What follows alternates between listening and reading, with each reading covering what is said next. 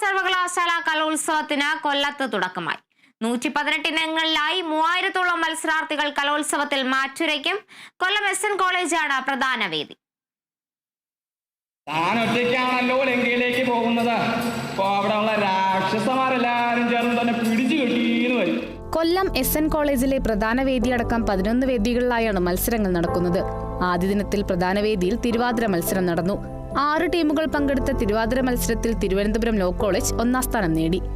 വളരെയധികം സന്തോഷമുണ്ട്. കാരണം വളരെ കുറച്ച് ദിവസത്തിൻ്റെ ഉള്ളിൽ ഞങ്ങൾ മാക്സിമം 2 ആഴ്ച പോലും എടുത്തിട്ടില്ല. അതിൻ്റെ ഉള്ളിൽ ഞങ്ങൾ കഷ്ടപ്പെട്ട് പ്രാക്ടീസ് ചെയ്ത് നേടിയെടുത്ത വിജയമാണിത്. ഒരുപാട് പേരുടെ സപ്പോർട്ട് ഉണ്ടായിരുന്നു. അതാണ് തന്നെ ദൈവത്തിനോട് വളരെ നന്ദി. കാരണം ഒരുപാടധികം പ്രാർത്ഥിച്ചിട്ടുണ്ട് ഇതിനൊരു സമ്മാനം കിട്ടാൻ വേണ്ടിയിട്ട്.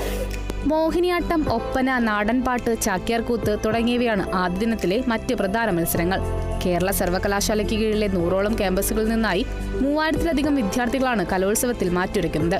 ഇത്തവണ നാടകവും കലോത്സവത്തിലെ മത്സര ഇനമാണ്.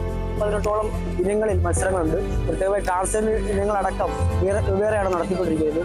കൈവർഷങ്ങളടക്കം നമ്മൾ നാടകോത്സവം നിലയിൽ നാടകോത്സവം സംഘടിപ്പിച്ചിട്ടുണ്ട്. ആ നാടകോത്സവം ഈ വർഷം സൗജന്യക്കാൻ സാധിക്കാത്തതുകൊണ്ട് ഈ കലോത്സവത്തിന്റെ ഇനമായി ഈ നാടകോത്സവം അടക്കം ഉൾപ്പെടുത്തിയിട്ടുണ്ട്. 118 ഇനങ്ങളിലായി നടക്കുന്ന കലോത്സവം ഈ മാസം 31-ന് സമാപിക്കും.